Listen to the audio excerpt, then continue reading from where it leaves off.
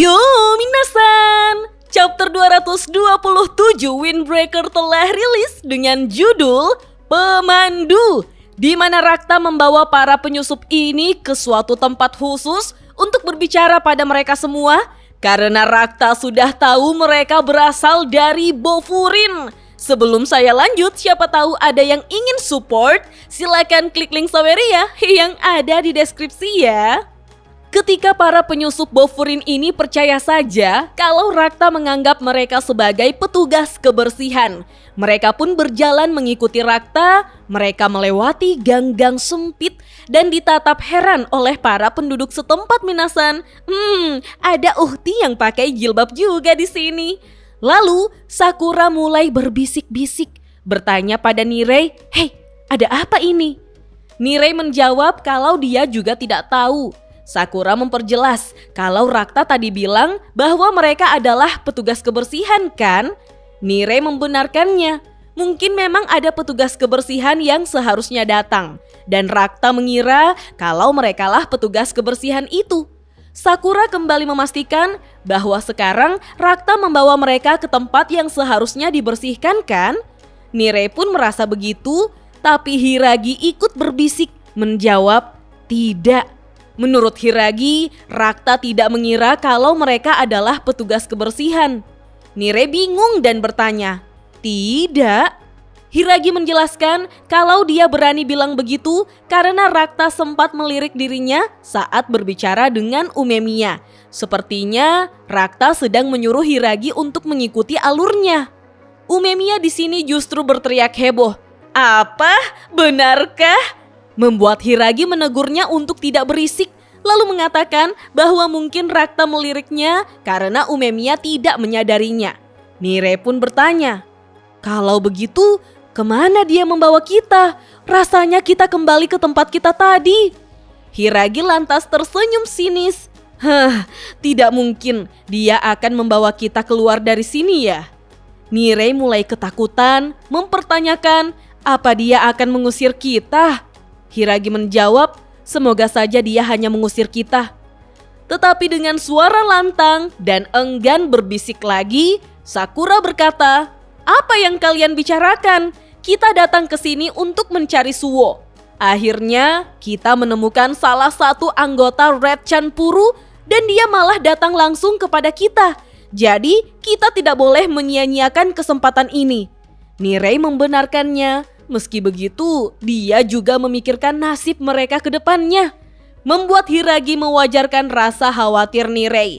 Toh, ini sudah jauh melampaui apa yang mereka perkirakan. Hiragi pun mengeluarkan obat asam lambungnya minasan, memakannya dan mengeluh kalau ini buruk sekali untuk perutnya. Umemiya pun tersenyum, berusaha menenangkan Hiragi kalau semuanya akan baik-baik saja kok. Kalau Rakta berniat mencelakai mereka, Rakta pasti sudah melakukannya dari tadi. Namun tidak ada alasan bagi Rakta untuk membawa mereka sejauh ini terlebih dahulu.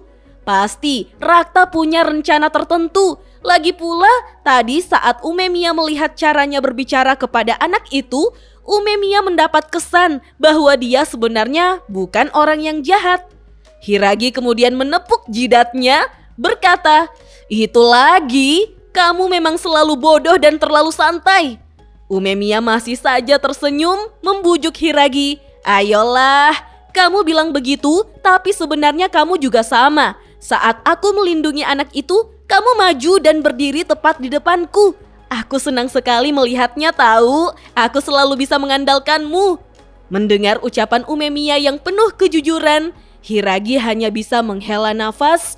Menurutnya, dia melakukan itu karena dia tidak mau merasakan hal seperti itu lagi.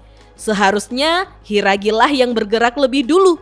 Terlihat Sugishita, Sakura, dan Nirei menatap Hiragi penuh kekaguman ya minasan. Tapi perhatian mereka berpindah pada Rakta yang berbicara pada penduduk Bangkokugai dengan memakai bahasa yang sulit dimengerti. Di sini Rakta seperti menjelaskan sesuatu seperti arah sebuah tempat yang ditanyakan oleh gadis-gadis itu ya minasan. Setelah berpamitan dengan kedua gadis itu, Rakta yang kembali melanjutkan perjalanan lalu didatangi oleh Umemiya yang ceria. Umemiya sok akrab bertanya, kalian tadi membicarakan apa? Rakta menjawab kalau obrolan mereka hanya basa-basi. Mereka bertanya tentang apa yang sedang Rakta lakukan. Jadi Rakta menjelaskan bahwa dia sedang mengantar beberapa petugas kebersihan berkeliling kota. Umemiya yang kini didampingi oleh Sugishita kembali heboh. Oh, benarkah? Tadi bahasanya juga berbeda sekali kan? Kamu bisa berapa bahasa? Rakta menjawab singkat kalau dia tidak tahu. Dia tidak pernah menghitungnya. Umemiya pun memujinya sambil berjalan beriringan. Wah, hebat sekali. Membuat Hiragi kesal karena Umemiya terlalu banyak bicara. Sedangkan Sakura kagum karena mereka sudah jadi teman. Hiragi tampak khawatir dan bertanya-tanya, apa dia sudah lupa identitas palsu kita? Bukankah seharusnya orang itu adalah pemberi kerja kita? Nirei justru memuji kemampuan Umemiya yang memang bisa berteman dengan siapa saja.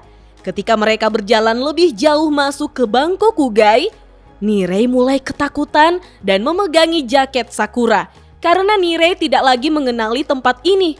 Sakura malah heran karena Nirei mampu menghafal setiap jalan yang mereka lewati.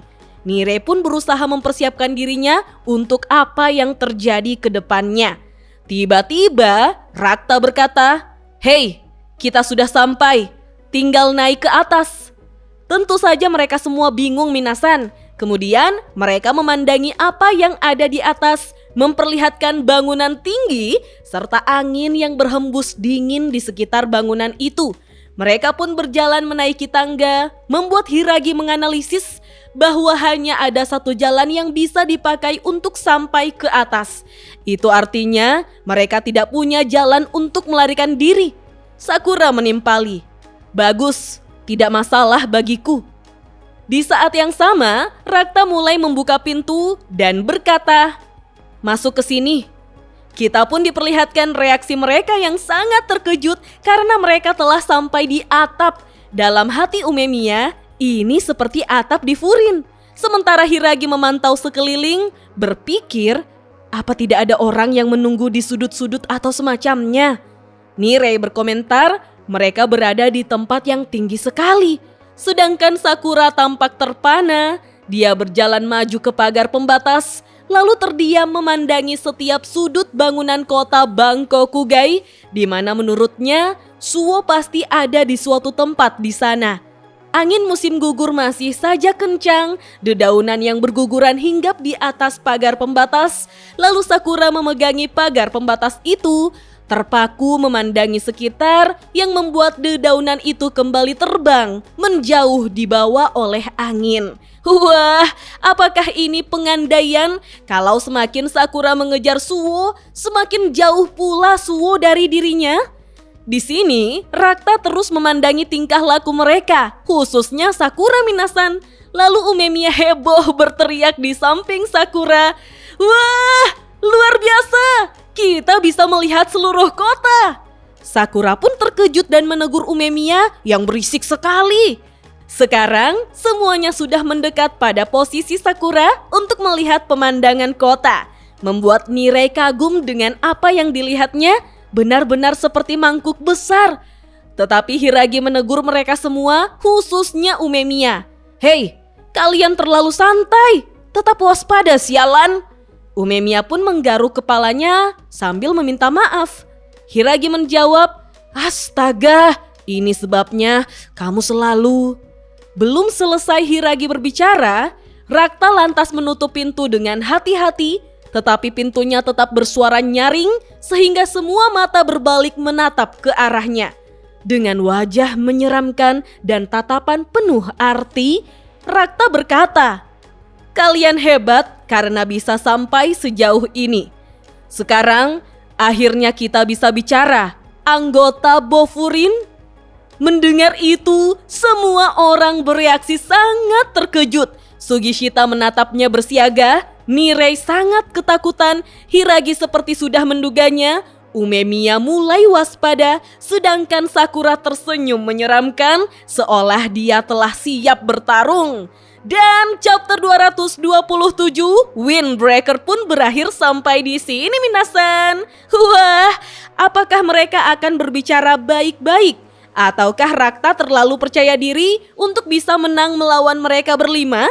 Atau justru Rakta memiliki rencana lain setelah kedatangan Suwo yang melengkapi formasi mereka sebagai 3 naga merah yang memimpin Red Chanpuru? Kalau menurut Minasan, bagaimana? Kita lanjut ngobrol yuk di kolom komentar. Dah.